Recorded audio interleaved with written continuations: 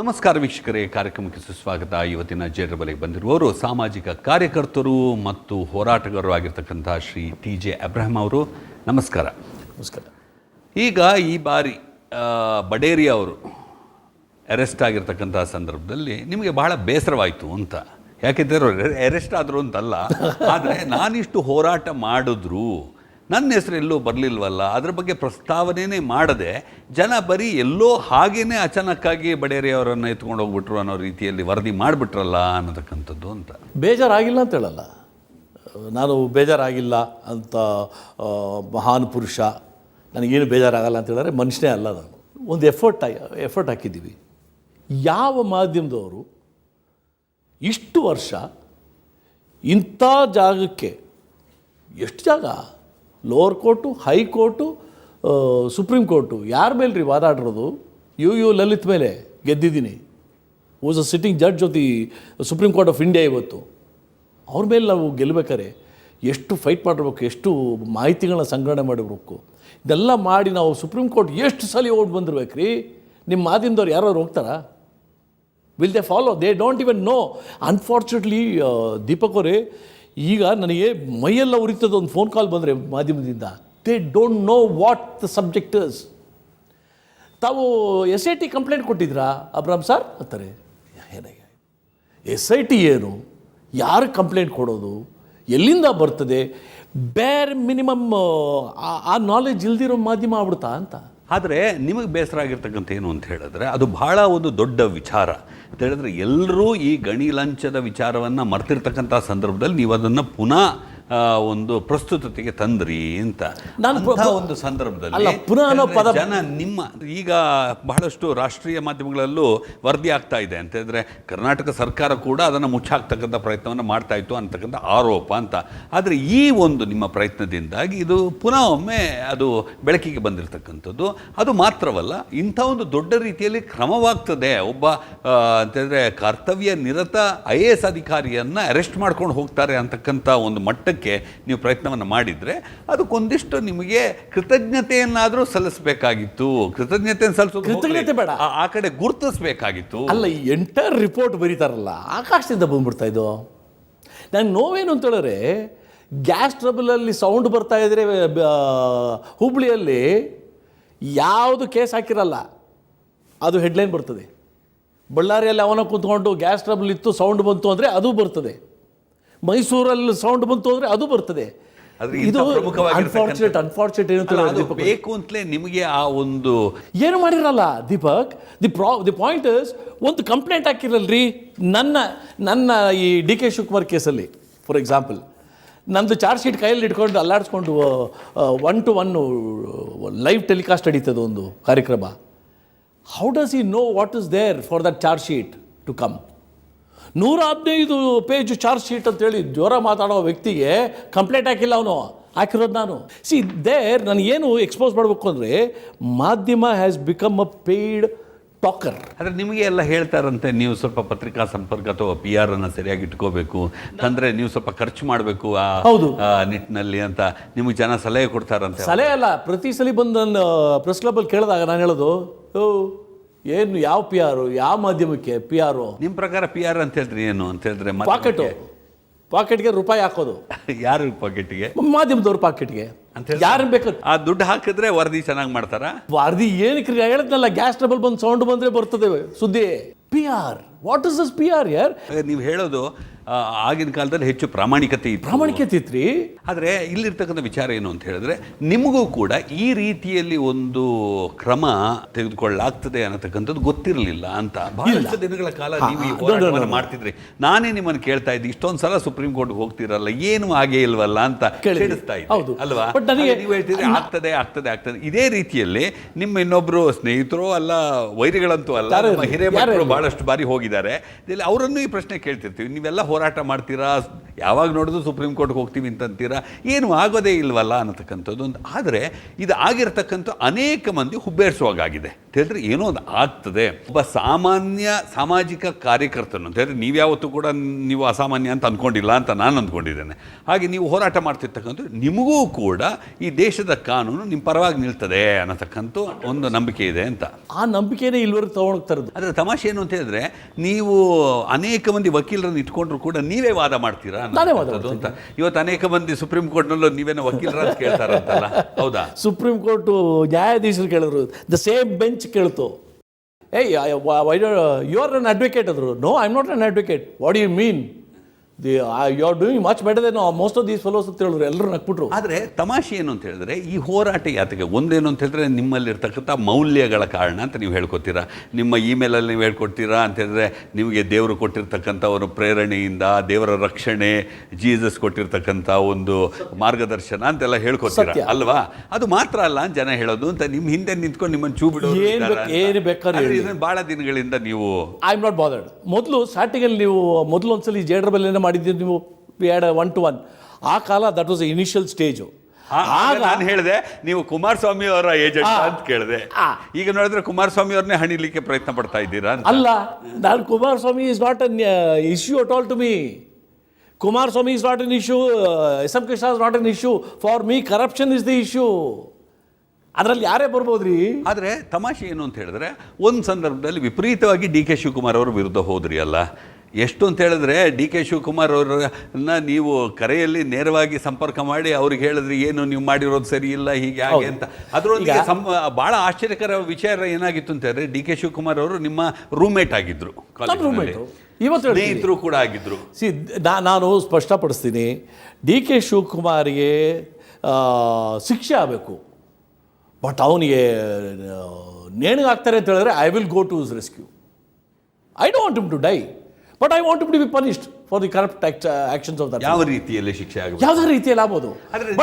ನೀವು ಹೇಳ್ತೀರಾ D K Shivakumar ಅವರು ಸುಮಾರು 100 ಕಂಪನಿಗಳಲ್ಲಿ ಅವರು ಇದು ಮಾಡಿದ್ದಾರೆ, ನೀವು ಹೇಳ್ತಿರ್ತಕ್ಕಂಥ ತಲೆ ಕೆಟ್ಟೋಗ್ಬಿಡ್ತದೆ ಅದು. ಆದರೆ ಇದೆಲ್ಲ ನಿಮಗೆ ಒಂದು ರೀತಿ ಅನೇಕ ಮಂದಿ ಅನ್ನೋದು ಡಿ ಕೆ ಶಿವಕುಮಾರ್ ಅವರು ಅಷ್ಟು ನೀವು ಬೆಳೆದಿಲ್ಲ ಅನ್ನತಕ್ಕಂಥ ಒಂದು ರೀತಿ ಕೂಡ ಅಂತ. ನನಗೆ ನೋಡ್ರಿ, ಮ್ಯಾಕ್ಸಿಮಮ್ ಐ ನೀಡ್, ನನಗೆ ಎಷ್ಟು ಬೇಕು ಅಂತ ಹೇಳಿದ್ರೆ ನಾನು ಈ ಪ್ರಪಂಚಕ್ಕೆ ಹೇಳ್ಬೇಕು ಅಂತ. ನೀವು ಅದನ್ನೇ ಪ್ರಪಂಚಕ್ಕೆ ಹೇಳ್ಬೇಕು ಅಂತ. ಚಿನ್ನದ ಪ್ಲೇಟಲ್ಲಿ ತಿಂದವರೆಲ್ಲ ಅಲ್ಯೂಮಿನಿಯಂ ಪ್ಲೇಟಲ್ಲಿ ತಿಂತಾರೆ. ಅಲ್ಲ, ನಾನು ಹೇಳೋದು ನನಗೆ ಲಕ್ಸುರಿ ಬೇಕು. ನನಗೆ ಲಕ್ಸುರಿ ಬೇಕು. ಎಷ್ಟು ಬೇಕು ನನಗೆ? 3000 ಸ್ಕ್ವೇರ್ ಫೀಟ್ ಮೇಲೆ ನನಗೆ ಸಿಕ್ಬಿಟ್ರೆ ಮೇಂಟೈನ್ ಮಾಡೋಕ್ಕಾಗಲ್ಲ. 3000 ಸ್ಕ್ವೇರ್ ಫೀಟ್ ಮೇಲೆ ಯು ಕೆನಾಟ್ ಲಿವ್. ಬೇರೆಯವನು ಯಾವನ ಕೆಲಸವನ್ನು ಬದುಕ್ತಾನೆ, ಅವನಿಗೆ ಅಂತ ಮಾಡ್ತೀರಿ ನೀವು? ಅವನಿಗೆ ಅಂತ ಕಳ್ತನ ಮಾಡ್ಬೇಕು ನೀವು? ಡ್ರೈವರ್ಗೆ ಲಕ್ಸುರಿ ಮನೆ ಕೊಡಬೇಕು ಅಂತ ನೀವು ಮಾಡ್ತೀರಿ ನೀವು? It depends on what you are looking at. And one more thing, ಇದು ಪುನರ್ಜೀವ ಅಲ್ಲ, ಇದು this has been going on. ಈಗ ಡಿ ಕೆ ಶಿವಕುಮಾರ್ ಮೊನ್ನೆ ಯಾರಿಗೆ ಗೊತ್ತ್ರಿ, ಅಲ್ಲಿ ಸುಪ್ರೀಂ ಕೋರ್ಟಲ್ಲಿ ಇನ್ ಚೇಂಬರ್ ನಡೀತು 3 ವಾರಕ್ಕೆ ಹಿಂದೆ. ಯಾರು ಗೊತ್ತಿದ್ದು? ಆದರೆ ಡಿ ಕೆ ಶಿವಕುಮಾರ್ ಅವರಾಗಿರ್ಬೋದು, ಅಥವಾ ಕುಮಾರಸ್ವಾಮಿ ಆಗಿರ್ಬೋದು, ಅಥವಾ ಎಸ್.ಎಂ. ಕೃಷ್ಣರವರಾಗಿರ್ಬೋದು, ಅವರು ನಡೆದಾಡೋ ರೀತಿನೇ ಆಗಿರ್ಬೋದು, ಅವ್ರು ಕೊಡ್ತಕ್ಕಂಥ ಹೇಳಿಕೆಗಳೇ ಆಗಿರ್ಬೋದು, ನೋಡಿದ್ರೆ ನಿಮಗೇನೋ ಸ್ವಲ್ಪ ಸರಿ ಇಲ್ಲ ಅಂತ ಅನ್ನಿಸ್ಬೇಕಾಗ್ತದೆ ಜನರು. ಅವ್ರು ಹೇಳ್ತಾರೆ ಏನಿಲ್ಲ, ಈಗ ಕುಮಾರಸ್ವಾಮಿ ಅವರು ಹೇಳಿದಾರಲ್ಲ, ನನ್ನ ವಿರುದ್ಧ ಕೆಲಸ ಮಾಡೋರೆಲ್ಲ ಕೆಲಸ ಮಾಡಲಿ, ನಾನು ಅದನ್ನೆಲ್ಲ ಮೀರಿ ಬರ್ತೇನೆ, ನನ್ನ ಜನಪ್ರಿಯತೆಯನ್ನು ಸಹಿಸ್ಲಿಕ್ಕಾಗದವ್ರು ಹೀಗೆ ಮಾಡ್ತಿರ್ತಕ್ಕಂಥದ್ದು ಅಂತ. ಈಗ ಕಳೆದ ಬಾರಿ ಅಂತೂ ನೀವು ಸ್ವಲ್ಪ ಮೋದಿ ಪರನೋ ಮಾತಾಡ್ಬಿಟ್ಟಿದ್ದೀರಾ. ಅನೇಕ ಮಂದಿ ನೀವೀಗ BJP ಏಜೆಂಟ್ ಅಂತಂದು. BJP ಅಲ್ಲ, BJP ವಿರೋಧಿ, ಮೋದಿ ಪರ. I am open about it. ಯಾಕಂತ ಹೇಳಿದ್ರೆ ಯಾರಿಗೂ ತಾಕತ್ತಿರಲಿಲ್ಲ. 2014 ಎಲೆಕ್ಷನ್ ಮುಂಚೆ ಎಷ್ಟು ಜನ BJPನವರು ಧೈರ್ಯವಾಗಿ ಬಿಫೋರ್ ದಿ ಎಲೆಕ್ಷನ್ ಕೌಂಟಿಂಗ್ ಆಗೋವರೆಗೂ show me one statement of one state BJP fellow who shed ನಾವು ಗೆಲ್ತೀವಿ ಅಂತ ಹೇಳಿದವ್ರು ಯಾರಿದ್ದಾರೆ ನೋಡೋಣ. ನಾನು ಅಲ್ಲಿ ಕುಂತ್ಕೊಂಡು ಪ್ಯಾನಲಲ್ಲಿ ಕುಂತ್ಕೊಂಡು ಅನೇಕ ಟಿವಿಗಳಲ್ಲಿ ಮಾತಾಡಿದಾಗ ಮೋದಿ ವಿಲ್ ವಿನ್ ಅಂದಾಗ ಇಲ್ಲಿ ಅನ್ಕಂಫರ್ಟಬಲ್ ಆಗಿದ್ದರು BJPನವರು. ಯಾಕಂದರೆ ಅವರಿಗೆ ಭಯ, ಇವನೇನೇ ತಲೆ ಕಟ್ಟೋಗೈತೆ ಇವ್ನು ಮಾತಾಡೋಕ್ಕೆ ಅಂತ. Because I knew the potential of that man. I was tracking that fellow. Is an amazing character. ಏನೇ ಇರಲಿ ರೀ, ಈಗ ಹೇಳ್ತಾರೆ ಹೆಂಡ್ತಿನ ಬಿಟ್ಬಿಟ್ರು. ಹೆಂಡ್ತಿನ ಬಿಡದಿದ್ರೆ ಅಷ್ಟೇ ದೇಶ ಬಿಡಬೇಕು. ಹೆಂಡ್ತಿನ ಇಟ್ಕೊಂಡ್ರು. ನಾನು ಹೇಳ್ತಾ ಇದ್ದೀನಿ, ಹೆಂಡ್ತಿ ಇಲ್ದಿದ್ದಿದ್ರೆ ನಾನು I would have become something like Modi. at least a reflection, a shadow of Modi I could have become. Agala. It is difficult. Why has Mamata succeeded? Why has Jayalalitha succeeded? Why has Mayawati succeeded? They had no family baggage, ಬೆನ್ನ ಮೇಲೆ ಕಟ್ಕೊಂಡು ತಿರುಗೋ necessity ಇರಲಿಲ್ಲ. ವೀಕ್ಷಕರೇ, ಈಗೊಂದು ಸಣ್ಣ ವಿರಾಮ.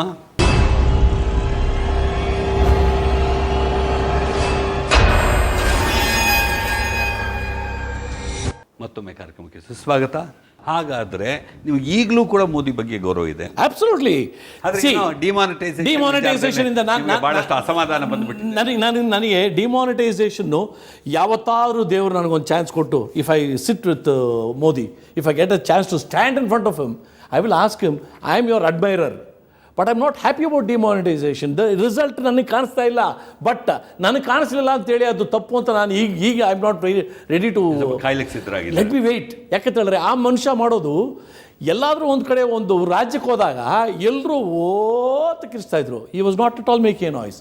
ನಾವು lot of people are making a noise, including me. I am not very happy about demonetisation, but unhappiness will become happiness ಆ ರಿಸಲ್ಟ್ ಬಂದಾಗ.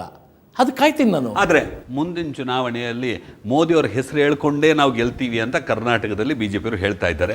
ಆದರೆ ನಿಮಗೆ ಆಗಲ್ಲ. ಯಾಕೆ? ದಿ ಬೆಸ್ಟ್ ಎಕ್ಸಾಂಪಲ್, ಈಗ ಮೊನ್ನೆ ದಲಿತರ ಮನೆಗೆ ಹೋಗ್ಬಿಟ್ಟು ಮಾಡಿದ್ರಲ್ಲ, ಅಮಿತ್ ಶಾ ಹೋಗಿ ಕುಂತ್ಬಿಟ್ಟು ಎಲ್ಲಿ ಕುಂತಿದ್ರು ನೋಡಿ, ನೆಲದ ಮೇಲೆ ಕುಂತಿದ್ರು, ಡೌನ್ ಟು ಅರ್ತ್.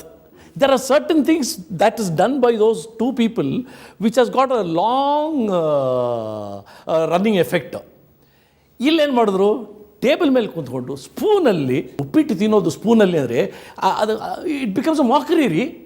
ನಾಟಕ. ಯಾವ ಭಾರತೀಯ ಸಂಸ್ಕೃತಿ ಬಗ್ಗೆ ಹೇಳ್ತಾ ಇದ್ದೀರಿ ನೀವು? ಲೇವಡಿ ಮಾಡ್ದಂಗೆ ಹೋಟೆಲ್ ಇದ್ದ ತಂದು ತಿಂತೆ. ಆದರೆ ಇಲ್ಲಿ ಇರ್ತಕ್ಕಂಥ ವಿಚಾರ ನೀವು ಹೇಳಿದ್ರಿ ಕುಮಾರಸ್ವಾಮಿ ಅವ್ರದ್ದು. ಕುಮಾರಸ್ವಾಮಿ ಅವರು ಅಲ್ಲ, ನೀವು ಹೇಳಿದ್ರಿ ಅವ್ರು ನಾವು ಏನು ಮಾಡಿಲ್ಲ ಅಂತ ಹೇಳಿದ್ದಾರೆ ಅಂತ. ಬಹಳ ಸ್ಪಷ್ಟವಾಗಿ ಇಲ್ಲಿ ಪೇಜ್ 281 ಎರಡನೇ ಭಾಗದಲ್ಲಿ, I have perused the records. The mining lease in respect of 550 acres of land in Jog, Tippanagundi, Vayihalli, NEB range, Sandur Taluk, Ballari district is granted in favor of the following. Messrs. Sai Venkateshwara Minerals. ಯಾರು ಗೊತ್ತಾ Sai Venkateshwara Minerals? Owner Vinod Goyal, who is also the owner of Jantakal Mining. Signed by Kumaraswamy. Usually what happens is, a note is sent, approved ಅಂತ ಹಾಕ್ತಾರೆ. Approved. ಇಷ್ಟು sentences ಹಾಕ್ಬೇಕಾದ್ರೆ you should have really taken some interest ರೀ. ಹೇಳಿದ್ರೆ ಬರೀ ನೋಡದೆ ಅಂತ ಮಾತ್ರ ಅಲ್ಲ, ಅವರು ವಿವರಿಸಿ ಹೇಳಿದ್ದಾರೆ, ಬಹಳ ಚೆನ್ನಾಗಿ ಅರ್ಥ ಮಾಡ್ಕೊಂಡೆ ನಾನು ಸಹಿ ಆಗ್ತಿರೋದು ಅಂತ. ನಾನು ಅವ್ರನ್ನ ದೋಷಿ ಅಂತ ಇಲ್ಲ. ಹಾಗಾದ್ರೆ ಕುಮಾರಸ್ವಾಮಿ ಅವರು ಮುಖ್ಯಮಂತ್ರಿಗಳಾಗಿದ್ದಾಗ ಅವ್ರು ಅಷ್ಟೊಂದು ಮೂರ್ಖರಾಗಿದ್ರು ಅಂತಲ್ಲ, ಅವ್ರಿಗೇನು ಗೊತ್ತೇ ಇರಲಿಲ್ಲ ಇಂಥ ರೀತಿ ಬರಿಬೇಕಿದ್ರೆ ಯಾರು ಹೇಳ್ತಕ್ಕಂಥವ್ರು ಏನ್ ಬೇಕಾದ್ರೆ ಹಾಕೊಳ್ಳಿ, ಪ್ರಪಂಚಕ್ಕೆ ಅವರೇ ಮಾಡಿದ್ರೆ ನಾನು ಬರೀ ಆರೋಪ ಮಾಡ್ತಾರೆ ಅಂತ ಹೇಳ್ಬಿಡ್ತೀನಿ, ಪ್ರಪಂಚಕ್ಕೆ ಅವರೇ ಹೇಳಬೇಕು. ನಿಮ್ಮ ಪ್ರಕಾರ ಅವ್ರಿಗೂ ಕಾಲ ಸನ್ನಿಹಿತವಾಗಿಬಿಟ್ಟಿದೆ ಅಂತ ಹೇಳ್ತಾ ಇದ್ದೀರಾ. ಈಗ ಗಂಗಾರಾಮ್ ಬಡೇರಿಯಾ ಒಂದು ಇನ್ಸ್ಟ್ರಕ್ಷನನ್ನು ಫಾಲೋ ಮಾಡೋರು. ಈ ಗಂಗಾರಾಮ್ ಬಡೇರಿಯಾ ಮೊನ್ನೆ ಸ್ಟೇಟ್ಮೆಂಟ್ ಕೊಟ್ಟಿರೋದಲ್ಲ, ಇದರಲ್ಲಿದೆ. ಯಾವುದು ಆವತ್ತು ಸ್ಟೇಟ್ಮೆಂಟ್ ಬರೆದ್ರಲ್ಲ, CM ಒತ್ತಡ ಇತ್ತು ಅಂತ, CM ಒತ್ತಡ ಇತ್ತು ಅಂತ 2 ಕಡೆ ಬರೆದಿದಾರಲ್ಲ, ದಿಸ್ ಇಸ್ ಲಾಂಗ್ ಟೈಮ್ ಆಗೋ. ಆ ಒತ್ತಡ ಇದ್ದಿದ್ದು ಯಾರ ಕಡೆಯಿಂದ? ಕುಮಾರಸ್ವಾಮಿ ಅವರಿರ್ತಾರೆ CM ಅವಾಗ. ಈಗ ಒತ್ತಡ ಇತ್ತು ಮಾಡಿದೆ ಅಂತ ಗಂಗಾರಾಮ್ ಬಡೇರಿಯಾ ಹೇಳ್ದ, ಅರೆಸ್ಟ್ ಆದ, ಒಳಕ್ಕೆ ಹೋದ. ಈಗ ನೀವು ನನಗೆ ಇನ್ಸ್ಟ್ರಕ್ಷನ್ ಕೊಡ್ತೀರಾ, ಹೋಗಿ ಮರ್ಡರ್ ಮಾಡ್ಕೊಂಬರ್ರಿ ಅಂತ. ಇಲ್ಲ ನಮ್ಮ ಅಪ್ಪನೇ ಹೇಳ್ದ ಅಂತ ಇಟ್ಕೊಡ್ರಿ, ಪಕ್ಕದ ಮನೆ ನನಗೆ ಏನು ಗುರಾಯಿಸ್ತಾ ಹೋಗಿ ಸಾಯಿಸ್ಬಿಟ್ಟು ಬಂದ್ಬಿಡು ಅಂತ. ನಾನು ಹೋಗಿ ಸಾಯಿಸ್ಬಿಟ್ಟು ಬಂದ್ಬಿಟ್ಟೆ, ಕೂತ್ಬಿಟ್ಟೆ. ಪೊಲೀಸ್ ಬಂದು ನನ್ನ ಹಿಡ್ಕೊಂಡು ಹೋದ್ರು. ನನ್ನನ್ನು ಮಾತ್ರ ಹಿಡ್ಕೊಂಡು ಹೋಗ್ತಾರ? I executed the murder. ನನ್ನನ್ನು ಮಾತ್ರ ಹಿಡ್ಕೊಂಡು ಹೋಗ್ತಾರಾ? ನನಗೆ ಮರ್ಡರ್ ಮಾಡೋಕ್ಕೆ ಕೇಳಿದ್ದೆ ನಮ್ಮಪ್ಪ, ಕರ್ಕೋಬೇಕು ನಮ್ಮ ಅಪ್ಪನೂ. If it is a murder, he is responsible, he is the root cause. ಇಷ್ಟೊಂದು ದಿನಗಳ ಕಾಲ ನಿಜವಾಗ್ಲೂ ಏನೂ ಕ್ರಮವನ್ನು ಕೈಗೊಳ್ಳಲಿಕ್ಕೆ ಸಾಧ್ಯವಾಗಲಿಲ್ಲ ಅಂತ ಈಗ ಜನಾರ್ದನ್ ರೆಡ್ಡಿ ಅವರು 150 ಕೋಟಿ ಲಂಚದ ಬಗ್ಗೆ ಮಾತಾಡಿದ್ರು. ಏನಾಯಿತು? ಈಗ ಎಲ್ಲ ವಿಚಾರಗಳಲ್ಲೂ ಕೂಡ ಖುಲಾಸೆ ಆಗ್ತಾನೆ ಬರ್ತಾ ಇದ್ದಾರಲ್ಲ. ಮತ್ತು ಬಹಳ ಮುಖ್ಯವಾಗಿ ಏನು ಅಂತ ಹೇಳಿದ್ರೆ, ಕುಮಾರಸ್ವಾಮಿ ಅವರ ವಿಚಾರದಲ್ಲಂತೂ ಅನೇಕ ಮಂದಿ ಹೇಳ್ತಾರೆ, ಕೋರ್ಟ್ಗಳಲ್ಲೂ ದೇವೇಗೌಡರ ಒಂದು ಕುಟುಂಬದ ವಿಚಾರ ಇಂಥದ್ದೆಲ್ಲ. ಅದಕ್ಕೆ ನಾನು I will not support that. ಆ ಸಬ್ಜೆಕ್ಟ್ ನಾನು ಕೇಳಿದ್ದೀನಿ, but I do not give them respect. ಆದರೆ ನಾನು ಹೇಳೋದು 2012ರಿಂದ ಇವತ್ತವರೆಗೂ ತಿಂಗಳಿಗೆ 2 ಸಲ ನಾನು ಇದನ್ನೇ ಎತ್ಕೊಂಡು ಒಂದೊಂದು ಚಾಪ್ಟರೇ ಎತ್ಕೊಂಡು ನಾನು ಮಾತಾಡ್ತಾ ಇದ್ದಿದ್ರೆ ಎಲ್ರಿಗೂ ಗೊತ್ತಾಗ್ತಾಯಿತ್ತು ಬರ್ತಾ ಇದೆ ಅಂತ. ಅಸಹ್ಯ ಆಗ್ತದ್ರಿ, ಒಂದೇ ಸಬ್ಜೆಕ್ಟನ್ನ 20 ಸಾರಿ ಹೇಳ್ಕೊಂಡ್ರೆ. ಕೋರ್ಟಲ್ಲಿ ಇದ್ಮೇಲೆ ಇದು ಕೋರ್ಟ್ ಶುಡ್ ಡಿಸೈಡ್. ನಾನು ಇಷ್ಟು ವರ್ಷ ಸೈಲೆಂಟಾಗಿದ್ದಲ್ಲ, ಸೈಲೆಂಟಾಗಿರಬೇಕು. If you are a real effective crusader, fight there, not in the public eyes. ಬೆಂಬಲವೂ ಇಲ್ಲವಲ್ಲ. ಬೇಕಾಗಿಲ್ಲ. ಇದೇ ಪ್ರಶ್ನೆನ ನಾನು ಸುಮಾರು 4-5 ವರ್ಷಗಳ ಹಿಂದೆನೂ ಕೇಳಿದ್ದೆ. ನೀವೀಗ ಹೋರಾಟವನ್ನು ಮಾಡ್ತಾ ಇದ್ದೀರಾ, ಜನರು ಅಷ್ಟೊಂದು ಪ್ರಶಂಸೆಯನ್ನು ನೀಡೋದಿಲ್ಲ, ಹಾಗೆಯೇ ಅನೇಕ ಮಂದಿ ಗುರುತಿಸೋದು ಇಲ್ಲ, ಮಾಧ್ಯಮನೇ ಗುರುತಿಸೋದಿಲ್ಲ, ಆದರೂ ಕೂಡ ನೀವು ಹೋರಾಟವನ್ನು ಮಾಡ್ತೀರಾ ಅಂತ ಅನೇಕ ಮಂದಿ ಪ್ರಶ್ನೆ ಏನು ಅಂತ ಹೇಳಿದ್ರೆ, ಈಗ ಇಷ್ಟೊಂದು ಬಾರಿ ನೀವು ಸುಪ್ರೀಂ ಕೋರ್ಟ್ಗೆ ಹೋಗ್ತೀರಾ, ಅಲ್ಲಿ ದೊಡ್ಡ ದೊಡ್ಡ ಲಾಯರನ್ನು ಇಟ್ಕೊಳ್ತಕ್ಕಂಥ ಪ್ರಯತ್ನವನ್ನು ಮಾಡ್ತೀರಾ. ದೊಡ್ಡ ಲಾಯರ್ ಇಲ್ಲ, ಅಲ್ಲ ಮಾಡಿದ್ದೀರಾ ಹಿಂದೆ? ಇಲ್ಲ, ಒಬ್ಬರೇ ಇಟ್ಟಿದ್ದು ಯಾರು, ಪ್ರಶಾಂತ್ ಭೂಷಣ್. ಅದು ಈ ಮೇಡ್ ಮಿಸ್ಟೇಕ್ಸ್ ಐ ಬಿಟ್ರು, ಅದು ಫ್ರೀ ಆಗಿದೆ. ಫಸ್ಟ್ ಇಯರ್ ನಿಮ್ಮ ವಿರೋಧಿಗಳು ಸುಮಾರು 12 ಮಂದಿ ಲಾಯರ್ಗಳನ್ನು ಇಟ್ಕೊಂಡಿದ್ದಾರಲ್ಲ. ನನಗೆ ಭಾರಿ ಖುಷಿ ಆಗ್ತದ್ರಿ. It is right to win ಒಂದು ಹೋರಾಟವನ್ನು ನೀವು ಮಾಡ್ತಾ ಇದ್ರೆ ಜನ ಗುರುತಿಸಬೇಕಾಗ್ತದಲ್ಲ ಅಂತೀರ, ಅವರ ಪರವಾಗಿ ನೀವು ಮಾಡ್ತಿರ್ತಕ್ಕಂಥದ್ದು ಅಂತ. ಹಾಗಾದ್ರೆ ಜನರಿಗೆ ನಿಜವಾಗ್ಲೂ ಭ್ರಷ್ಟಾಚಾರ ಬೇಕು ಅಂತಲೇ ಆಗೋಗ್ಬಿಡ್ತಲ್ಲ. ಭ್ರಷ್ಟ್ರೆ ಜನ ನೀವು ನಾನು ಹೇಳ್ತೀರಲ್ಲ, ನನಗೆ ಡೆಪಾಸಿಟ್ ಬರಲ್ಲ. ನನಗೆ ಡೆಪಾಸಿಟ್ ಬರದೇ ಇರೋ ಎಲೆಕ್ಷನ್ ನಿಂತ್ಕೊಂಡಾಗ ಯಾರು ವೋಟ್ ಹಾಕ್ತಾರೋ ಅವರು ಶ್ರೇಷ್ಠರು ಅಂತಾರ, ಅವ್ರು ಕಳ್ಳರು ಅಂತಾರೆ, ಗೊತ್ತಿದ್ದೆ ಈ ಜನ ಹಾಕ್ತಾರೆ ಓಟು. ಆದ್ರೆ ಅಂಥವ್ರ ಪರವಾಗಿ ಅದಕ್ಕಾಗಿ ನೀವು ಹೋರಾಟ ಮಾಡ್ತೀವಿ. ಅಂಥವ್ರ ಪರ ಅಲ್ಲ, ನನ್ನ ಸಮಾಜಕ್ಕೆ ನಾನು ಮಾಡ್ತಾ ಇದ್ದೀನಿ. ನಾನು ಸತ್ತಾಗ ಮೇಲೆ ನನ್ನ ನಂಬಿಕೆ ಇದೆ. ನೀವು ದೇವ್ರಿದ್ದಾರೆ ಅಂತ ನಂಬ್ತಿರೋ ಇಲ್ವೋ, ನನಗೆ ನಂಬಿಕೆ ಇದೆ. ದೇವ್ರು ಅಲ್ಲಿ ಕೇಳ್ತಾರೆ ಏನೋ ಮಾಡಿದೆ ಅಂತ, ಅಲ್ಲೋಗಿ ನೋಡು ಅಂತೀನಿ. ನನಗೆ ಕೇಳಕ್ಕೆ ಮುಂಚೆ ಅಲ್ಲೋಗಿ ಕೇಳು. ಬರೀ ಕಿರಿಕ್ ಮಾಡ್ತಾ ಇದ್ದೀವಿ ಅಂತ ಜನ ಹೇಳ್ಬಿಟ್ರೆ ಹೇಳಿರಿ, ಅಲ್ಲಿ ದೇವ್ರಿಗೆ ಗೊತ್ತಲ್ಲ.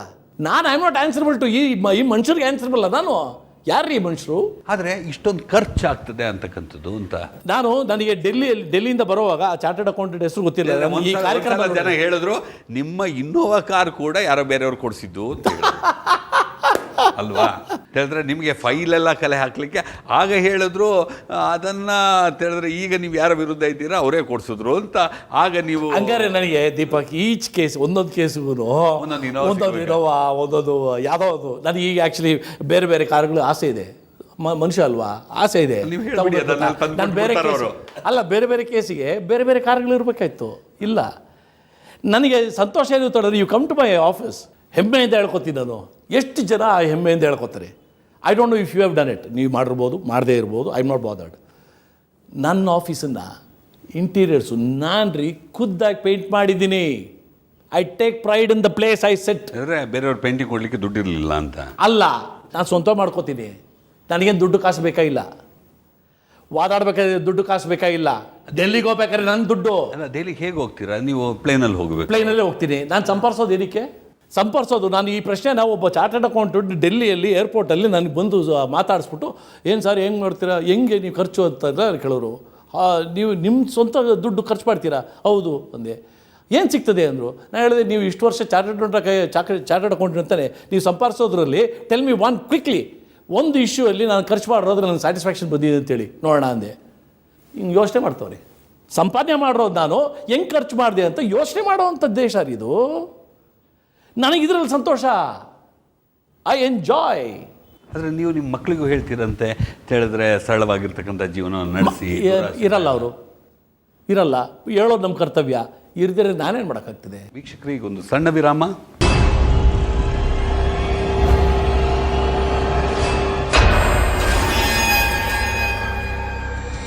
ಮತ್ತೊಮ್ಮೆ ಕಾರ್ಯಕ್ರಮಕ್ಕೆ ಸುಸ್ವಾಗತ. ನೀವು ಹೇಳೋದು ಇದು ಸಂಪೂರ್ಣವಾಗಿ ನಿಮ್ಮ ಆತ್ಮಸಾಕ್ಷಿ ಸಂಬಂಧಪಟ್ಟಿರ್ತಕ್ಕಂಥದ್ದು. ಅಬ್ಸಲ್ಯೂಟ್ಲಿ. ಮತ್ತೆ ನಿಮ್ಮ ತೃಪ್ತಿ. ಬಟ್ ನಾನು ಹೇಳೋದು ಅಂತ ಹೇಳ್ತೀನಿ, ನಾನು ಸಮಾಜಕ್ಕೆ ನಾನು ಒಂದು ಮೆಸೇಜ್ ಕೊಡ್ತಾ ಇದ್ದೀನಿ. ತಗೊಳ್ರಿ ಇಲ್ದ್ರೆ ತಿಪ್ಪೆಗೆ ಹಾಕ್ರಿ. ಆದರೆ ನೀವು ಕೆಲವರ ವಿರುದ್ಧ ಮಾತ್ರ ಹೋಗಿರ್ತಕ್ಕಂಥದ್ದು ಅಂತಕ್ಕಂಥ ಆರೋಪ ಇದೆಯಾ? ಯಾವ ಕೆಲವರು ಅಂತ ಹೇಳಿ? ಜಾತಿ ಕಾರಣಕ್ಕ ಕೆಲವರ ವಿರುದ್ಧ ಹೋಗೋದಿಲ್ಲ, ಅಥವಾ ಅವರ ಬಗ್ಗೆ ಇರ್ತಕ್ಕಂಥ ಒಲವಿನ ಜಾತಿ ಅಂದಿದ ತಕ್ಷಣ ನಾನು ಹೇಳ್ತೀನಿ, KJ ಜಾರ್ಜು ಒಂದು ಕರೆಕ್ಟ್ ಕನ್ಕ್ಲೂಸಿವ್ ಆಗಿ ಒಂದು ಯಾರಾದರೂ ಒಬ್ಬರು ದಮ್ಮಿದ್ರೆ ಅವ್ರ ವಿರುದ್ಧ ತರಕಲ್ರಿ. ಎಷ್ಟು ಅಂತ ಹುಡ್ಕೊಂಡು ಹೋಗೋದು ನಾನು? One man army can not do the whole job. ಈಗ ನೈಸಲ್ಲಿ ನಾನು ಕಂಪ್ಲೇಂಟ್ ರೆಡಿ ಮಾಡ್ಬೇಕಾರೆ 1 year it took for the drafting of the complaint. 1 year ರೀ. ಎಷ್ಟು ರಿಸರ್ಚ್ ಮಾಡಿರ್ಬೇಕು ನಾವು?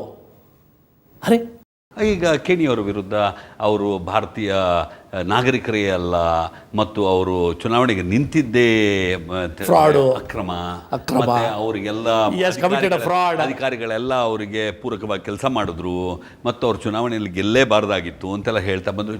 ಕೆಣಿಯವರು ಕ್ಯಾರೆಂಟ್ಲೇ ಅಂದಿಲ್ಲ ಅನ್ನೋದು ಬೇಕಾಗಿಲ್ಲ.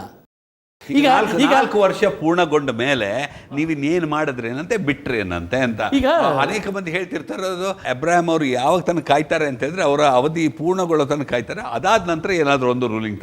ಹೇಳೋನು ನಮಗೆ ಗುರು ಆಗಬೇಕು, ಹೇಳ್ಕೊಡ್ಬೇಕು ನನಗೆ. ನೋಡಪ್ಪ ಈ ಅವಧಿ ಮುಂಚೆ ಹೆಂಗೆ ಮಾಡೋದು ಅಂತ ನಾನು ಹೇಳ್ಕೊಡ್ತೀನಿ, ಹಂಗೆ ನೀನು ಯಾಕೆ ಮಾಡಿಲ್ಲ ಅಂತ ಹೇಳಿ. ಈ ವಿಚಾರದಲ್ಲಿ ನೀವು ಕೋರ್ಟಿಗೆ ಹೇಳಬೇಕು ಅಂತ ನಿರ್ಧಾರ ಮಾಡಿದ್ದೀರಾ ಅಂತ ಹೇಳಿದ್ರೆ ಇದು ನಿಜವಾಗ್ಲೂ ಕೋರ್ಟಿನ ಸೋಲು, ನಿಮ್ಮ ಸೋಲಲ್ಲ ಅಂತ.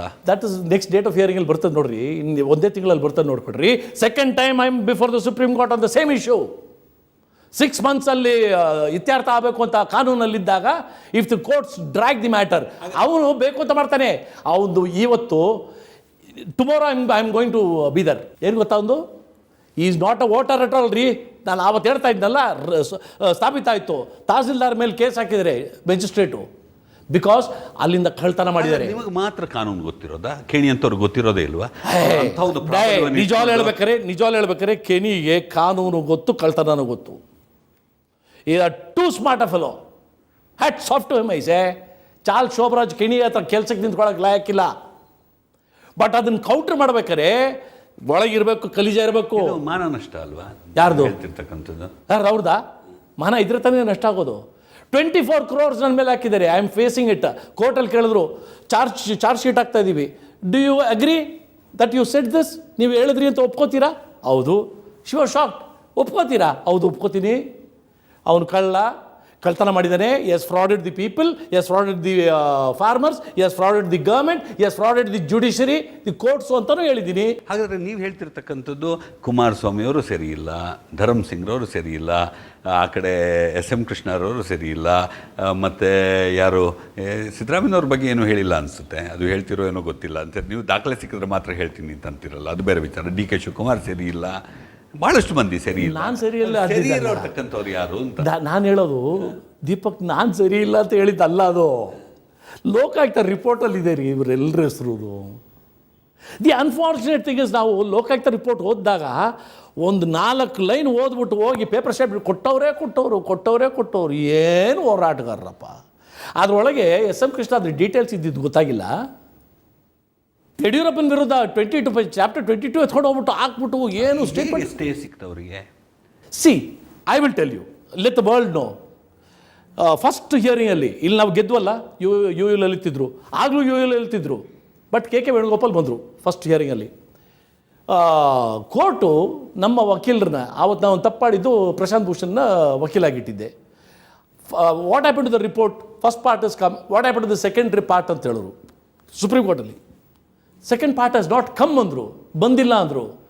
ಅದು ಬಂದಿಲ್ಲ ಅಂದಿದ ತಕ್ಷಣ ಕೋರ್ಟ್ ಕೋಪ ಬಂದ್ಬಿಡ್ತು. ಏನು ಹುಡುಗಾಟ ಆಡ್ತಾ ಇದ್ರಿ ನೀವು? You file cases against so many people even before the completion of the report. But ಆವತ್ತು 2 ಪಾರ್ಟು ಬಂದಿತ್ತು, ಅದು ಕಾಲಾವಕಾಶ ಮುಗಿದೋಯಿತ್ತು ಅಂತ ಪ್ರಶಾಂತ್ ಭೂಷಣ್ ಗೊತ್ತಿಲ್ಲ. ಇದು problem with engaging others. They will not, ಅವರಿಗೆ ನಮಗಿರೋ ಕಾಳಜಿ, ನಮಗಿರೋ ನಾಲೆಜ್ ಅವ್ರಿಗಿರಲ್ಲ. ಆದರೆ ಒಂದು ವಿಚಾರ ನಿಮಗೆ ಸ್ಪಷ್ಟವಾಗಿಲ್ವ ಇವತ್ತಿನ ತನಕ? ನೀವು ಕರ್ನಾಟಕದವರು, ಇದನ್ನೆಲ್ಲ ಭಾಳ ಹತ್ತಿರದಿಂದ ನೋಡಿರ್ತಕ್ಕಂಥವ್ರು. ಆದರೆ ನೀವು ದೆಹಲಿಯಲ್ಲಿ ಹೋಗಿ ವಿಚಾರಗಳ ಸಂಬಂಧವಾಗಿ ನೀವು ಹೋರಾಟ ಮಾಡುವಾಗ ಅಲ್ಲಿನ ವಕೀಲರೇ ಆಗಿರ್ಬೋದು, ನ್ಯಾಯಾಧೀಶರೇ ಆಗಿರ್ಬೋದು, ಅವರಿಗೆ ನಿಮ್ಮ ರೀತಿ ಇಲ್ಲಿನ ಅರಿವಿರೋದಿಲ್ಲ ಅಂತ. ಆದ್ದರಿಂದ ಅರಿವು ಮಾಡಿಕೊಳ್ಳೋದೇ ಕಷ್ಟವಾಗ್ತಿದೆ ಅಂತ. ಅಂದರೆ ಒಂದು 12 ಮಂದಿ 16 ಮಂದಿ ವಕೀಲರು ನಿಮ್ಮ ವಿರುದ್ಧವಾಗಿ ಹೋರಾಟ ಮಾಡ್ತಿರ್ತಕ್ಕಂಥ ಸಂದರ್ಭ, ಅದಕ್ಕೊಂದು ಬೆಲೆ ಇದೆ. ಹಾಗೆ ನೀವು ಯಾವ ರೀತಿ ಸ್ಪಷ್ಟ ಮಾಡಲಿಕ್ಕೆ ಆಗ್ತದೆ? ಒಂದು ರೀತಿಯಲ್ಲಿ ನಿಮ್ಮನ್ನು ನಿರ್ಲಕ್ಷಿಸ್ತಕ್ಕಂಥ ಒಂದು ಸಾಧ್ಯತೆ ಇರೋದು ಎವ್ರಿ ಟೈಮ್ಸ್. ಯಾಕೆ ಅಲ್ಲಿ ಫಸ್ಟ್ ಇಲ್ಲಿ ಹೈಕೋರ್ಟ್ಗೆ ಹೋದಾಗ ಇವರು, ನಾನು ಅಬ್ಜೆಕ್ಷನ್ಸ್ ಫೈಲ್ ಮಾಡಿದ್ದು ಒಂದೇನು ಪೇಜು, 1 ಪೇಜ್ ಆದರೆ 2 pages ಇನ್ 1 ಶೀಟ್. ಜಸ್ಟಿಸ್ ಆನಂದ ಅವರು, ಆನಂದ ಅವರು ನಾನು ನೋಡ್ಬಿಟ್ಟು ಏನು ಹುಡುಗಾಟ ಆಡ್ತೀರ ಹೋಗ್ರೆ ಅಂತೇಳಿ ನಾನು ಹೇಳಿದೆ, ನಾನು ಓದ್ತೀನಿ ಸ್ವಾಮಿ. ಏನು ವೆರಿ ಹಂಬ್ಲಿ ಐ ಸೆಡ್, ನಾನು ಜಸ್ಟ್ ಓದ್ತೀನಿ ಅಂತ. When I read my first page, ಒಂದೇ ಶೀಟು ಈ ಮೈನಿಂಗ್ ಕೇಸಲ್ಲೇ, 2ನೇ ಶೀಟ್ ಹಾಕೋ ಹೊತ್ತಿಗೆ he sat up and he heard like this. Change ಆಗ್ಬಿಡ್ತು ಅವ್ರ body language. After that he took me seriously because what was there was serious. ಅನೇಕ ಕೋರ್ಟ್ಗಳಲ್ಲಿ ಇದೇ ರೀತಿ ಬಯಸ್ಕೊಂಡಿದ್ದೀರಾ ನೀವು? ಏನಕ್ಕೆ ಅಂತ ಹೇಳಿದ್ರೆ ಬಯಸ್ಕೊಂಡಿಲ್ಲ, ಎಲ್ಲೂ ಬಯಸ್ಕೊಂಡಿಲ್ಲ. ಕರ್ನಾಟಕದಲ್ಲಿ ನೋ ಮಾಹಿತಿಯನ್ನು ಸರಿ ಮಾಡ್ಕೊಂಡು ಬನ್ನಿ. ಸುಪ್ರೀಂ ಕೋರ್ಟಲ್ಲಿ ಏನಾಯಿತು ಅಂತ ಹೇಳಿದ್ರೆ, ಸಡನ್ಲಿ ಎವ್ರಿ ಹಿಯರಿಂಗಲ್ಲಿ ನಾವು ಇಷ್ಟು ಬಂಡಲ್ ತೊಗೊಂಡೋಗ್ಬೇಕು, 13 ವಾಲ್ಯೂಮ್ಸ್ ತೊಗೊಂಡೋಗ್ಬೇಕು. ಇಲ್ಲಿಂದ ಬೆಂಗಳೂರಿಂದ ಎತ್ಕೊಂಡು ಹೋಗ್ತಾ ಇರ್ತೀರಾ, ಅಲ್ಲಿ ಒಳಗೆ ಹೋಗಿದ ತಕ್ಷಣ ನೆಕ್ಸ್ಟ್ ಡೇಟ್ ಆಫ್ ಹಿಯರಿಂಗ್ ಬಾ. So I was not caring it. Suddenly justice Rohinton ಕೇಳ್ತಾರೆ, ಪೇಜ್ ನಂಬರ್ ಸೋನ್ಸು, ಅದು ಆವತ್ತು ಫಸ್ಟ್ ಡೇ ಅವ್ರು ಬಂದಿದ್ದು. ಪೇಜ್ ನಂಬರ್ ಸೋನ್ಸು ತಿರುಗಿಸೋದ್ರು, ಅದು ಎಲ್ಲಿದೆ ಅಂತರು. I told very frankly, I am caught on the wrong foot. Because ನಾನು ಅಲ್ಲಿಂದ ಪ್ರತಿ ಸಾಲ ಹೊತ್ಕೊಂಡು ತಿರುಗೋಕ್ಕಾಗಲ್ಲ ಡೆಲ್ಲಿಗೆ. I not carried it. Give me time to the next date of hearing, I will give it you ಅಂದೆ. ನೆಕ್ಸ್ಟ್ ಡೇಟ್ ಆಫ್ ಹಿಯರಿಂಗಲ್ಲಿ ತೊಗೊಂಡೋಗಿ ಕೊಟ್ಟೆ. ಇದು ಏನಾಗುತ್ತೆ ಅಂತ ಹೇಳಿದ್ರೆ ಫಾರ್ ಯು ಒಂದು ಸೆಂಟೆನ್ಸ್ ಆ reading in between the line ಇದೆಯಲ್ಲ, ಆದ್ರೆ ಅದೇ ರೀತಿಯಲ್ಲಿ ವರದಿನೂ ಆಗ್ತಾ ಇದೆ. ವರದಿ ಆಯಿತು. ವೈ ಹೇಳಿದ್ರೆ ಯಾವಾಗಲೂ ಅಬ್ರಾಮ್ ಅವರ ಅದೇ ವರದಿ ಮಾಡಿದಾಗ ಅಬ್ರಾಮ್ ಒಬ್ಬ ಚೇಷ್ಟೆ ಮಾಡುವಂತವನು, ಅಬ್ರಾಮ್ ಒಬ್ಬ ಅಲ್ಲ ವರದಿ ಆಗೋದ್ರಲ್ಲಿ ಹೇಳಿದ್ರೆ ಎಲ್ಲೋ ಒಂದ್ ಕಡೆ ನಿಮಗೆ ಅಷ್ಟೊಂದು ಜವಾಬ್ದಾರಿ ಇಲ್ಲ, PR ಇಲ್ಲ ನಮಗೆ, ನಿಮಗೆ ಅಷ್ಟೊಂದು ಅಂತ ಹೇಳಿದ್ರೆ ನೀವು ಬರೀ PR ಇಲ್ಲ, ಕೊಡ್ಲಿಕ್ಕೆ ಮಾತ್ರ ಮೀಡಿಯಾ PR ಇಲ್ಲ ರೀತಿಯಲ್ಲಿ ಅಭಿಪ್ರಾಯ ವ್ಯಕ್ತವಾಗ್ತಾ ಇದೆಯಾ ಅಂತ. ಮೀಡಿಯಾ PR ಇಲ್ಲ. ಮೀಡಿಯಾ PR ಇದ್ರೆ ಇದೇನು ಕೇಳಿಸಲ್ಲ. ಅಲ್ಲಿ ಅಪ್ರಿಷಿಯೇಟ್ ಮಾಡಿದ್ರಲ್ಲ ಜಡ್ಜು, ಅರೆ you are doing much better than most of these ಅಂತ ಹೇಳೋರಲ್ಲ, ಎಲ್ಲರೂ ನಕ್ಕರಲ್ಲ. Everybody appreciated, the entire court ವಿರುದ್ಧ ಏನಾದ್ರು ಹೇಳಿದಿದ್ರೆ ಅದು ವರದಿ ಆಗ್ತಿತ್ತು. ವರದಿ ಆಗ್ತಾ ಇದೆ. ನಿಮ್ಮ ಅಪ್ರಿಷಿಯೇಷನ್ ಎಲ್ಲ ಬರಲ್ಲ. ಇನ್ನೊಂದರಲ್ಲಿ ನೈಸ್ ಕೇಸಲ್ಲೇ ನಂದು ಆರ್ಗ್ಯುಮೆಂಟ್ ವಾಸ್ ಜಸ್ಟ್ 3 sentences ರೀ. I said I am waiting all these years to wait, I am expecting the court to ask me just 2 sentences ಅಂದೆ. ವಾಟ್ ಅಂದರು? What do you mean and how do you say this? These are the 2 sentences I am waiting for the court to ask me ಅಂದೆ. Done, SLP allowed. ನಾನು file ಎತ್ಕೊಂಡು ತಿರುಗಿದ ತಕ್ಷಣ the court called me, excuse me ಅವರು, ನಾನೇನೋ ಭಯ ಬಿಟ್ಟೆ, ಏನೋ ತಪ್ಪು ಹೇಳೋದ್ನ ಅಂತ. ತಿರುಗಿದ ತಕ್ಷಣ ಅವ್ರು ಹೇಳೋರು, this is the shortest and the most effective argument we have heard. Supreme court of India has told me that. ಸಾಕು ಬಿಡ್ರಿ, ಈ ನಾಲಾಯಕಗಳು ಲಂಚ ತೊಗೊಂಡು ದುಡ್ಡು ತೊಗೊಂಡು ಓಟ್ ಹಾಕಿ ತಿರುಗೋ ಜನ ಇವರು ಅಪ್ರಿಸಿಯೇಷನ್ ನನಗೆ ಬೇಕಾ? The highest court in this country has appreciated me. The highest court in the country has told me, "Arey, you do much better than most of these advocates here." ಅಂತ. Why? Justice ಆನಂದ ಇಲ್ಲಿ ಹೇಳಿದ್ರು, Lokayukta PP ಹೇಳಿದ್ರು, resign ಆಗ್ಬಿಟ್ಟು ಹೋಗಯ್ಯ ಅಂತ. ನೋಡ ಎಷ್ಟು 1000 pages ಅಬ್ರಾ ಮಾಡ್ತಾ ಇರೋದು. ಹೇಳು ನಿಮ್ಮ ಗೌರ್ಮೆಂಟ್ಗೆ ಅಪಾಯಿಂಟ್ ಮಾಡಕ್ಕೆ ಹೇಳು. ಆದರೆ ನಿಮ್ಮ ಪ್ರಕಾರ ಸಾಕು. ಇದೆಲ್ಲದರ ತಾರ್ಕಿಕ ಅಂತ್ಯ ಏನು? ಒಂದು ತಾರ್ಕಿಕ ಅಂತ್ಯ ಅಂತೂ ಇಲ್ಲ. ಅಂದರೆ ಒಂದು ಕಡೆ ನೈಸ್ ವಿಚಾರ, ಇನ್ನೊಂದು ಕಡೆ it will take time. Deepak ನಮಗೆ ಏನಾಗುತ್ತೆ ಅಂತ ಹೇಳಿದ್ರೆ ಮದುವೆ ಆಗಿದ ತಕ್ಷಣ ಮಗುಬೇಕು ಅಂತ ಇದೊಂದು ಭ್ರಮೆ. ಮದುವೆಗೆ ಭಾಳ ವರ್ಷ ಆಗೋಗ್ಬಿಡ್ತು ನಿಮಗೆ ಅಂತ. ಪರವಾಗಿಲ್ಲ, ಲೇಟ್ ಆಗ್ತದೆ. That is our system. ನಮ್ಮ ಕಾನೂನಲ್ಲಿ ಅದಿದೆ. ಈಗ ನಾನು ನೈಸ್ ಕೇಸ್ ಅಂತ ಬಗ್ಗೆ ನಿಮ್ಗೆ ಸ್ವಲ್ಪ ಅಸಮಾಧಾನ ಅಂತ ಹೇಳಿದ್ರೆ ನಮಗೆ ಒಂದ್ ಕಡೆ ಮನುಷ್ಯನಾಗಿ ವಿಪರೀತವಾಗಿರ್ತಕ್ಕಂಥ ವಿಶ್ವಾಸ ಕೋರ್ಟ್ ಮೇಲೆ ಇರೋದು ಅಂತ ನನಗೆ ಅದೇ ರೀತಿ ಮನುಷ್ಯನಾಗಿ ಮಾಡೋದು ಅಂತ. ಕೆಲವರು ಏನ್ ಮಾಡ್ತಾರೆ, ಆ ಜಡ್ಜ್ಗಳ ಮೇಲೆ ಆಪಾದನೆ ಮಾಡ್ಬಿಡ್ತಾರೆ, ಓ ಇವರೆಲ್ಲ ಅವ್ರ ಜೊತೆ ಹೊಂದಾಣಿಕೆ ಮಾಡ್ಕೊಂಡ್ಬಿಟ್ಟಿದ್ದಾರೆ ಅಂತಕ್ಕಂಥದ್ದು ಅಂತ. ಆದ್ರೆ ನಿಮ್ಮ ವಿಚಾರ ಸ್ವಲ್ಪ ವಿಶೇಷ. ನಿನ್ನೆ ಯಾರೋ ಬಂದ್ರು, ನನ್ನ ಹತ್ರ 2 ಇದು ನೋಡ್ಸಿದ್ರು. ಜಡ್ಜಸ್ ಹೆಸರು ನೋಡಿದೆ, ಇದೇನು ರೀ ತಪ್ಪೈತೆ ಇದರಲ್ಲಿ. ಆ ಜಡ್ಜ್ ಹೆಸರು ನೋಡಿದ ತಕ್ಷಣ ನನಗೆ ಗೊತ್ತಾಗುತ್ತೆ ಯಾರು, ರಾಘವೇಂದ್ರ ಚವಾನ್ ಅಂತ. ಇವ್ರು ಬರೆದಿರೋದು ಚೆನ್ನಾಗೇ ಬರೆದಿರಬೇಕು. ಯಾಕೆಂತ ಹೇಳಿದ್ರೆ ನನ್ನ ವಿರುದ್ಧ ಇವ್ರು ಮಾಡೋರೆ. He has passed an order against me, so I know is a good judge. ಎಷ್ಟು ಜನ ಹೇಳ್ತಾರೆ? ಆದರೆ ನೀವು ಹೇಳ್ತಿರ್ತಕ್ಕಂಥದ್ದು ಏನು ಅಂತ ಹೇಳಿದ್ರೆ, ನಿಮ್ಮ ಒಂದು ಹೋರಾಟವನ್ನು ನೋಡಿದ್ರೆ ಮತ್ತು ನಿಮಗೆ ಸಿಗ್ತಿರ್ತಕ್ಕಂಥ ಫಲಿತಾಂಶವನ್ನು ಪರಿಗಣಿಸಿದ್ರೆ ಸಾಮಾನ್ಯ ವ್ಯಕ್ತಿಗಳಿಗೆ ಒಂದು ಆಶಾಭಾವನೆ ಇರಬಹುದು, ಇಟ್ಕೋಬೇಕು. ಬಟ್ ಮದುವೆ ಆಗಿದ ತಕ್ಷಣ ಮಗು ಆಗುತ್ತೆ ಅಂತ ಅನ್ಕೋಬೇಡಿ. ಸತತವಾಗಿ ಹೋರಾಟ ಮಾಡಬೇಕು, ವೆಯ್ಟ್ ಮಾಡಬೇಕು. ಬಿಕಾಸ್ ನಾನು ಹೇಳೋದು ಸಿಂಪಲ್ ಅರಿಥ್ಮೆಟಿಕ್ಸ್ ಕೊಡ್ತೀನಿ ರೀ. ನಮ್ಮ ದೇಶದಲ್ಲಿ 50,000 ಜನ ಕ್ಯೂ ಅಲ್ಲಿ ನಿಂತಿದ್ದಾರೆ. 50,000 ಜನ, ಅಲ್ಲಿ ಸೀಟ್ ಇರೋದೇ 1000 ಜನಕ್ಕೆ. ಸೊ ನೀವು ಸಿನಿಮಾ ಎಷ್ಟು ಜನಕ್ಕೆ ನೋಡಿಸ್ತೀರಾ? 1000 ಜನಕ್ಕೆ ನೋಡಿಸ್ತೀರಾ. ಸೊ 49,000 ಜನಕ್ಕೆ ಸಿನಿಮಾ ನೋಡೋಕ್ಕಾಗಲ್ಲ. The court cannot accommodate. ಅಷ್ಟೇ ಇರೋದು. ಈ ನೆಕ್ಸ್ಟ್ ಡೇ ಶೋ ಹೊತ್ತಿಗೆ ಇನ್ನೊಂದು 2,000-3,000 ಜನ ಬಂದು ಕ್ಯೂ ಅಲ್ಲಿ ನಿಂತಿರ್ತಾರೆ. The number is increasing. ಇಲ್ಲಿ ಕಮ್ಮಿ ಇದೆ ಸ್ಟ್ರೆಂತ್. ನಿಮಗೆ ಇಷ್ಟೊಂದು ಅವಕಾಶ ಸಿಕ್ಕಿರೋದೇ ದೊಡ್ಡ ವಿಚಾರ. That is where if you have perseverance ಇಷ್ಟು ಫಾಸ್ಟಾಗಿ ಬರ್ತಾ ಇರಲಿಲ್ಲ. ಮುಂದಿನ ದಿನಗಳಲ್ಲಿ ನೀವು ಹೇಳ್ತಿರಲ್ಲ 4 ವರ್ಷ ಅಂತ. ಸವಾಲು ಹಾಕ್ತೀನಿ ರೀ, ಯಾವ ಎಲೆಕ್ಷನ್ ಪಿಟಿಷನ್ ಈ ಸ್ಟೇಟಿಂದ ಹೋಗ್ಬಿಟ್ಟು 2ನೇ ಬಾರಿ supreme court we are going, I one it in the supreme court and came back. ಏನು ಮಾಡೋಕ್ಕಾಗ್ತದೆ? ದುರಾದೃಷ್ಟ. ಮುಂದಿನ ದಿನಗಳಲ್ಲಿ ಏನಾಗಬಹುದು ಅಂತ ನೀವಂತೂ ಕೋರ್ಟ್ನ ಪರವಾಗಿ ಮಾತಾಡಲಿಕ್ಕಾಗಲ್ಲ. ಆದರೂ ಕೂಡ ನಿಮ್ಗೆ ಏನು ಅನ್ನಿಸ್ತದೆ? ನಿಮ್ಮ ಆಶಾಭಾವನೆ ಏನು? ಸಿ, ಅಫ್ಕೋರ್ಸ್ ನ್ಯೂನತೆಗಳಿದೆ, ನಮ್ಮ ಕಾನೂನಲ್ಲಿ ನ್ಯೂನತೆಗಳಿದೆ, ಅದನ್ನು ಬಳಸ್ಕೋತಾರೆ. ಈಗ ಕೆಣಿ ಕೇಸಲ್ಲಿ ತೊಗೊಳ್ಳಿ, ಎಷ್ಟು ಜನ ಗೊತ್ತಾ ಸೀನಿಯರ್ಸ್ ಬಂದಿರೋದು, ನಾನು ಫೇಸ್ ಮಾಡಿರೋದು. ಅವ್ರ ಕಾಸಿದೆ. ಎಲ್ಲಿಂದ ಬಂತು ಕಾಸು ಅನ್ನೋದಲ್ಲ, ಕಾಸು ಬೇಕು, ನಾವು ಬರ್ತೀವಿ. ಅವ್ರಿಗೆ ಆತ್ಮಸಾಕ್ಷಿಯಿಂದ ವಾದಾಡ್ತಾರೋ ಇಲ್ಲ ನನಗೆ ಗೊತ್ತಿಲ್ಲ, ಬಟ್ ಅವ್ರಿಗೆ ಫೀಸ್ ಅಂತೂ ಸಿಗ್ತದೆ, ಬಂದು ವಾದಾಡ್ತಾರೆ. They may lose win, doesn't matter, they will come and fight. ಈ ಫೈಟು ಕಾಮನ್ ಮ್ಯಾನಿಗೆ, because he does not have the knowledge, ದೇವರಿಗೆ ನಾನು ಕೃತಜ್ಞತೆ ಸಲ್ಲಿಸ್ತೀನಿ. Because he is given me that knowledge, I am able to fight it out. ಎಲ್ಲರ ಕೈಲೂ ಆಗ್ತಾ ಇಲ್ಲ. ಅದಕ್ಕೆ ಅಂತ ಅವರು ತಪ್ಪು ಅಂತ ನಾನು ಹೇಳಲ್ಲ, ಬಟ್ ನಂಬಿಕೆ ಇಡಬೇಕು ಅಂತ ಹೇಳ್ತೀನಿ. ನಮ್ಮ ಕಾನೂನಿನ ಮೇಲೆ ನಾವು ಮಾಡಿದವರಿಗೆ ಶಿಕ್ಷೆ ಆಗ್ತದೆ ಅಂತಕ್ಕಂಥ ನಂಬಿಕೆ ಇದೆಯಾ ನಿಮಗೆ? ಈಗ ನಾನು ತಗೊಂಡಿರೋದು ಇದು ಜನಾರ್ದನ್ ರೆಡ್ಡಿದು ಎಷ್ಟು ಪೇಜ್ ರೀ ಆರ್ಡ್ರ್ ಅಂತ ನೋಡಿದ್ರೆ 13 ಪೇಜಸ್ ರೀ. ಅದರಲ್ಲಿ ಕಾಸ್ಟ್ ಲಿಸ್ಟ್ ಎಷ್ಟಿದೆ ನೋಡಿರಿ. 5th ಪೇಜಿಂದ ಜಡ್ಜ್ಮೆಂಟ್ ಸ್ಟಾರ್ಟ್ ಆಗೋದು. 5th page to 13th page is exoneration of Janardhan Reddy. What is wrong ಯರ್? ಇಫ್ ಮೈನಿ ಕೇಸ್ ಅಂತೂ ಮುಗೀತದೆ, SM ಕೃಷ್ಣ ಅದೊಂದು ರಿಲೀಸ್ ಮಾಡಿಸ್ಕೊಬಿಟ್ರೆ ಆಮೇಲೆ ನನ್ನ ಕೆಲಸ ಏನೈತೆ? ಇಟ್ ಇಸ್ ಇನ್ವೆಸ್ಟಿಗೇಟಿಂಗ್ ಆಫೀಸರ್ಸ್ ಕೆಲಸ. ಮಾಡ್ತಾರೆ. ಮಾಡದೇ ಇದ್ದರೆ ನಾನು ಸ್ವಲ್ಪ ಗಮನ ಇಟ್ಕೊಂಡಿರ್ತೀನಿ, ತಗೊಂಡೋಗಿ ಅಲ್ಲಿ ಕೋರ್ಟಲ್ಲಿ ಹೇಳ್ತೀನಿ, ಅಷ್ಟೇ ನನ್ನ ಕೆಲಸ. My effort will be reduced. ಆಗ ನಾನು I am gone to take Janardhan Reddy ಯಾಕೆ ತಗೋತೀನಿ ಅಂತ ಹೇಳಿದ್ರೆ, ಅದು ಮುಟ್ಟಿದ್ರೆ ದೊಡ್ಡ ಕೇಸ್ ಅದು. But I will do the research. ಯಾಕೆ ಅಂತ ಹೇಳಿದ್ರೆ ಇಡೀ ದೇಶದಲ್ಲಿ ಗೊತ್ತಲ್ರಿ ಅದು. ಆ್ಯಂಡ್ ದಿ ಜುಡಿಷರಿಗೆ ಗೊತ್ತಾಗಲ್ವಾ? ಎಂಥ ಜಡ್ಜ್ಮೆಂಟ್ ರೀ. ನನಗೆ ಬೇಜಾರಾಗ್ತದೆ. ಅಬ್ರಾಹಿಂ ಅವರೇ, ಕಾರ್ಯಕ್ರಮದಲ್ಲಿ ಭಾಗವಹಿಸಿ ನಿಮ್ಮ ವಿಚಾರಗಳನ್ನು ಸ್ಪಷ್ಟವಾಗಿ ವ್ಯಕ್ತಪಡಿಸಿದ್ದೀರಾ. ಸಂತೋಷ. ಏನೋ ಒಂದು ಮಾಡ್ತಾ ಇದ್ದೀರಾ. ಜನಪರವಾಗಿ ಮಾಡಿದ್ರೆ ಜನಾಭಿಪ್ರಾಯ ಕೂಡ ನಿಮ್ಮ ಪರವಾಗಿರ್ತದೆ ಅಂತಕ್ಕಂಥದ್ದು ಒಂದು ಅಭಿಲಾಷೆ. ನೋಡೋಣ ಹೇಗೆ ನಡೀತದೆ ಅಂತ. ಕೊನೆಗೆ ಕೋರ್ಟೇ ತೀರ್ಪು ನೀಡ್ತಕ್ಕಂಥದ್ದು ಅಲ್ವಾ? ದಟ್ಸ್ ಲಾಸ್ಟ್ ರಿಸಾರ್ಟ್ ಕಾಮನ್ ಮ್ಯಾನಿಗೆ. ಕಾರ್ಯಕ್ರಮಕ್ಕೆ ಬಂದಿರೋದಕ್ಕೆ ಧನ್ಯವಾದಗಳು. ನಮಸ್ಕಾರ. ವೀಕ್ಷಕರೇ, ಕಾರ್ಯಕ್ರಮವನ್ನು ನೋಡಿದ ತಮಗೂ ಧನ್ಯವಾದಗಳು.